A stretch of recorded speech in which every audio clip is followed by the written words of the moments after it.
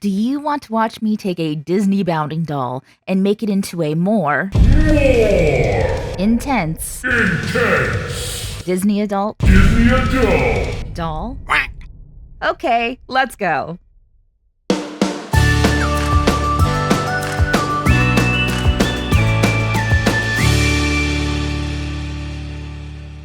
Earlier this year, Disney came out with a line of Disneybounding dolls that I instantly fell in love with. You see, I'm actually one of those Disney adults who actually started as a Disney kid. So when I saw these dolls, they spoke to my soul. But other than the really cute extras, I was truly drawn to the facial sculpts and the inset eyes. I mean, look at these dimples. The wrists, elbows, and armpits are all articulated, and the knees have a nice double joint to them that bend almost entirely. My biggest concern is their hips. The joint is crafted so the body can't bend at a right angle, which means the doll leans backwards while she is sitting. Okay, let's get started. First, I soaked her head in boiling hot water to loosen the head plastic. Then I pulled her from the water and ripped off her head. While her head was still warm, I was able to pop her eyes out.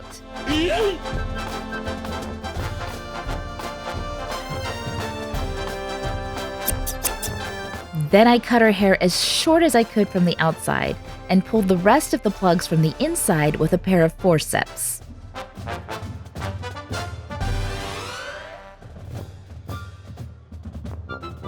Next, I wiped off that beautiful factory face-up with acetone.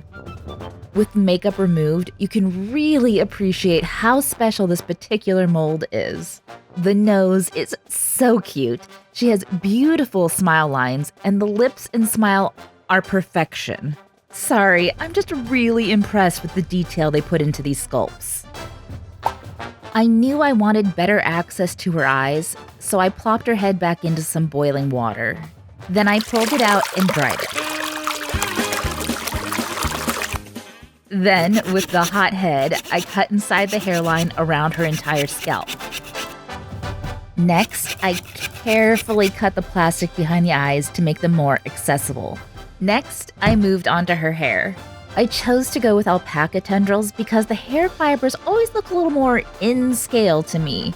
With alpaca, you want to first brush the wefts with a slicker brush, but also keep track of which side is the root and which are the ends. Then with an awl, I widen the hole in the scalp, and then pull out a small plug and wrap the root end around my finger. Then gently thread the hair onto my rerooting tool and then plunge it into the scalp. Luckily, I had an open head so I could pull the hair off the other end. Once I finished the entire head, I realized the inside is now filled with hair, so I trimmed it down. Next, I pulled the hair away from the scalp opening and plugged the eyes to prepare for fabric tack. First, I squirted a fair amount of the adhesive all around the inside and then spread it around with a brush to make sure I got every nook and cranny. 24 hours later.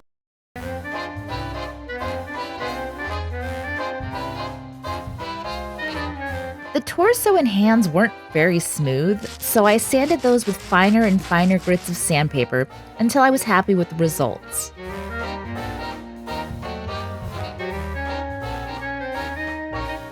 Next were those ding-dang hips. I marked where her panty line hit her legs and began to remove plastic above that area.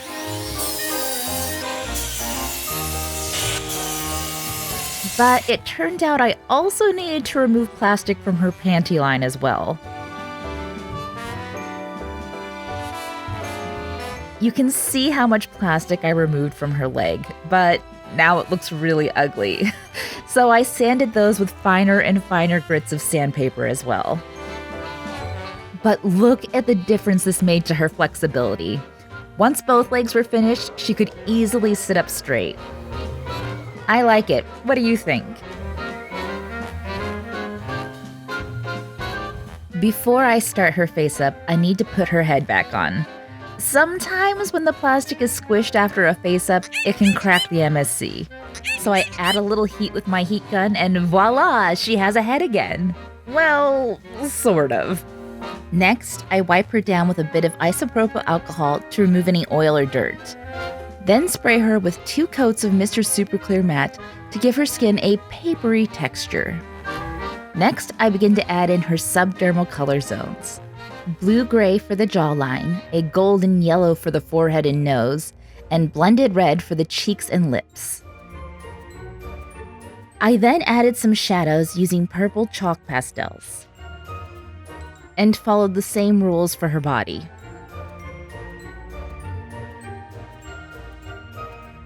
I also followed the subdermal color zones theories with her hands and feet to give them a more realistic look. Then sealed that layer with MSC matte. This layer, I began to add in some eye details with watercolor pencils, and blocked out her eyebrows with chalk pastels. After another coat of MSC, I began to refine the details around her eyes with black acrylic paint. Then I moved on to drawing her eyebrows with different shades of brown and black.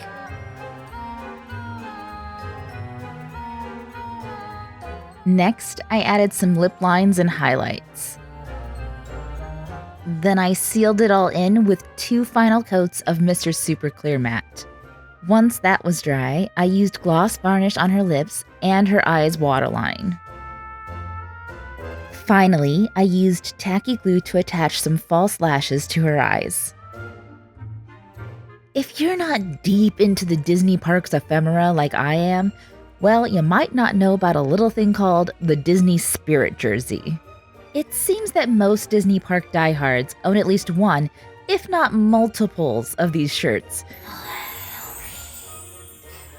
Now, I'm not going to go into too much detail about how I patterned this top, as I'm in the process of making a very detailed video.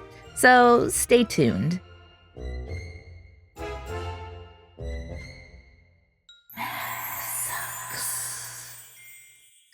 What I'm currently making is a bodice block.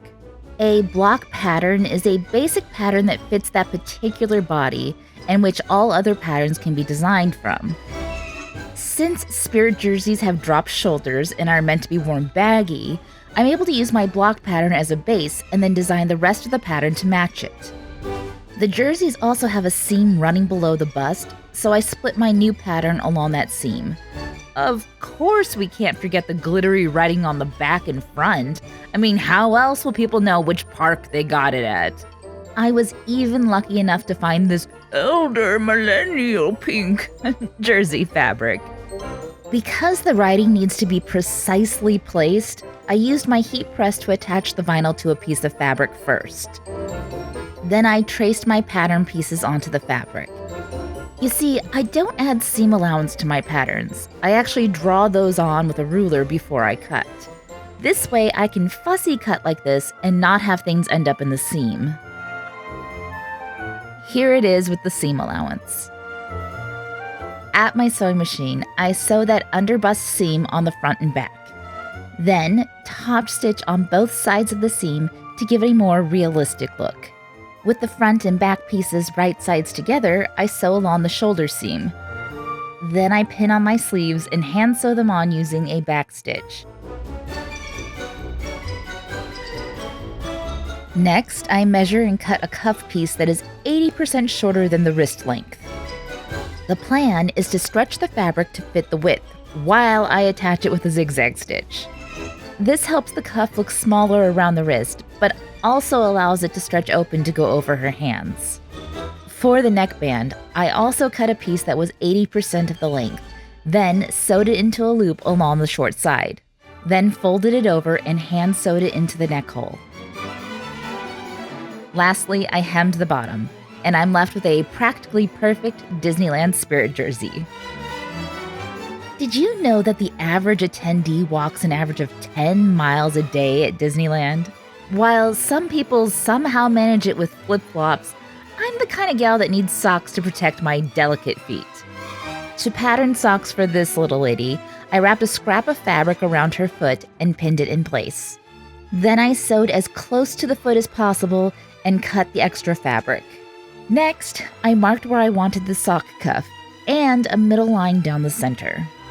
Once the piece was removed from her leg, I was able to transfer the pattern to a piece of paper by pushing a pin through the fabric and the paper at the same time. After tracing and cutting that side, I folded the piece along the midline and continued tracing. Now I have my sock pattern. Luckily, I happen to have this small rib knit fabric in my stash, so I traced and cut my socks from it. At my machine, I folded the cuffs the long way and sewed them to the top of my sock with a zigzag stitch. To help keep the bulkiness down, I trimmed the excess seam allowance. Then I folded the fabric in half, right sides together, and stitched from the toe to the cuff. We've got to honor the big guy himself, so why not make a quintessential Mickey Mouse t-shirt? Using the block pattern I created earlier, I drafted a t-shirt pattern. Using my X-Tool machine, I cut a Mickey silhouette from holographic vinyl, and then ironed it to a piece of fabric just like I did with the jersey. This time, to help me out a little more, I used my light board so I didn't have to mark the front of the fabric. Then I traced my pieces just like I did before, except I did put a seam up the back of this shirt since there isn't a design back there. Then I traced and cut out all my remaining pieces. I just love this heather gray knit fabric. Back at my machine, I sew the shoulder seams together and top stitch on both sides of the seams again. On these sleeves, I hemmed the cuff and then hand sewed them to my sleeve armscye. With both sleeves attached, I fold the shirt inside out and sew from the sleeve cuff down to the waist. Then I make a long piece of bias tape for the neck. I didn't get any good footage of how I attached it, but my Nicholas video has a better description in it. Next, I hem the waist. Okay, so I tried something different with the Velcro this time. Instead of sewing the whole piece of hooks to one side of the shirt, I only sewed a portion. This way, when the shirt closes, both sides align and there's no extra bulk. I love it! So, we already discussed how much walking there is. So why would anyone in their right mind wear these? Thankfully, I purchased other versions of the Disney ILY dolls and was able to steal a pair of tennis shoes from them. But you know me, I can't leave anything alone. So I started by priming the shoes with Mr. Surfacer 1500. Then I masked off the fabric part of the shoes and sprayed them with Mr. Finishing Surfacer Black. Once that dried, I airbrushed on some of this prismatic color-shifting paint. Then I removed the tape and masked the shoes so only the sole and toes were visible.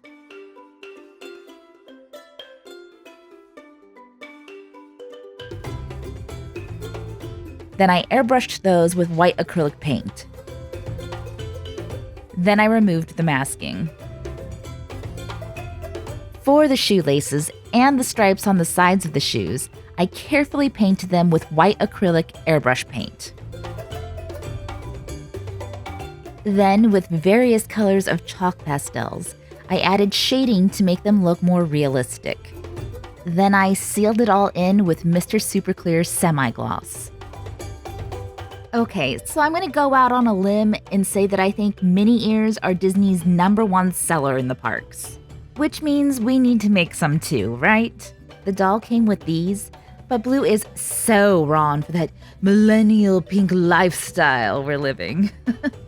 So I removed the glitter and paint with acetone and then primed it with Mr. Finishing Surfacer Black. And just like the shoes, I sprayed them with the prismatic paint. Are you even a Disney Parks fan if you don't own at least one Loungefly mini backpack? The answer is apparently no, so we're going to make one. One of the additional clothing packs had this backpack in it, and my wife 3D printed some ears, which I then sanded and glued to the top. Then I do this little two-step cha-cha again.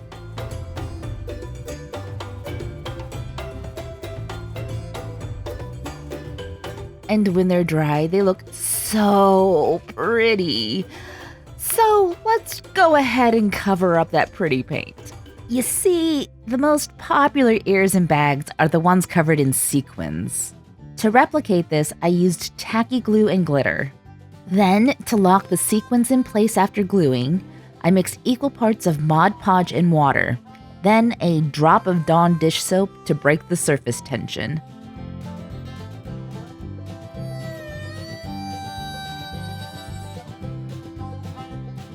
Then I brushed the mixture onto the ears and bag. It worked like a charm. However, the sequins were lacking a little bit of their shine afterwards.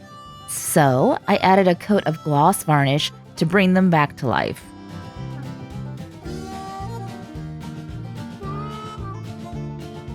And it worked!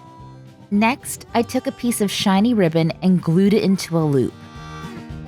Then I squished the loop in half, sewed up the center, and wrapped the thread around to pinch the middle of the bow.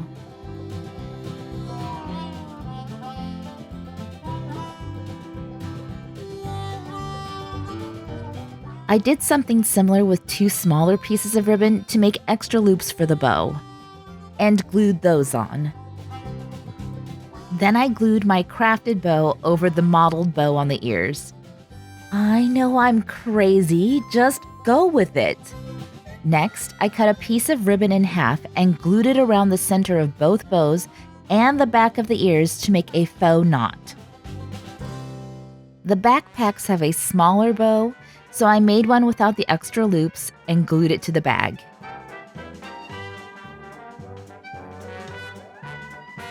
Refillable popcorn buckets come in all sorts of shapes these days, but I'm still partial to the glossy Mickey heads.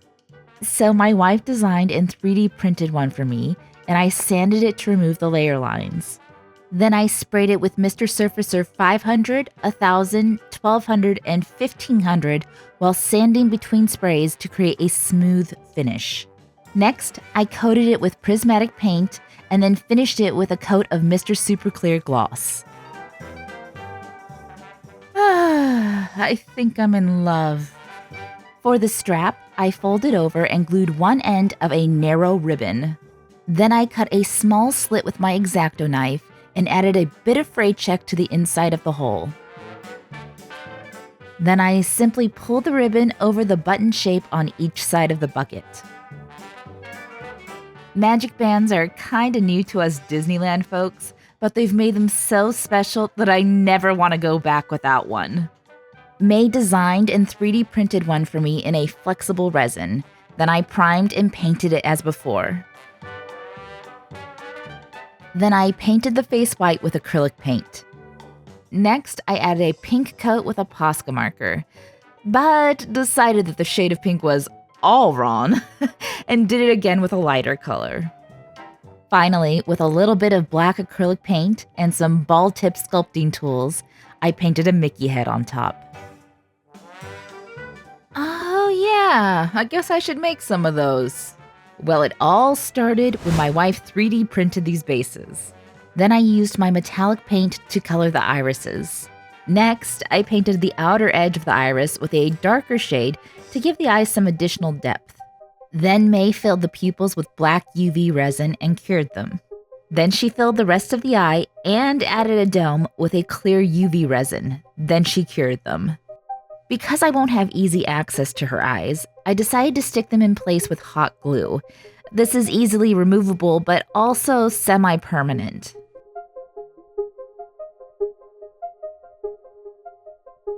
Let's finish up that head, shall we? Using E6000 because it's flexible, I attached the 2 pieces and secured them in place with rubber bands. 24 hours later. Then we have a pretty secure scalp. I love how natural her hair looks, but I'd really like to see some of the waviness return from the original locks. So I'm going to attempt to do a mini curly girl method curl restoration. First, I wet the hair and did a mini plop with a paper towel. Then I was given this sample curl gel that I diluted in water. Afterward, I attempted to evenly apply the gel throughout her hair and then scrunched her hair upwards as I went. Finally, I hung her up to dry. And I think the result is beautiful, natural curls. One of the special freebies you can get at Disneyland are these celebration buttons. They're kind of a special thing in my family, so I knew I needed to make a few for this doll. We started by printing several on heavy-duty paper, and then added UV resin to the top.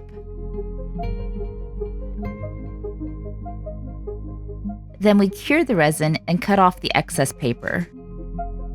Finally, we glued neodymium magnets to the back using UV resin, and used another magnet inside her shirt to keep them in place.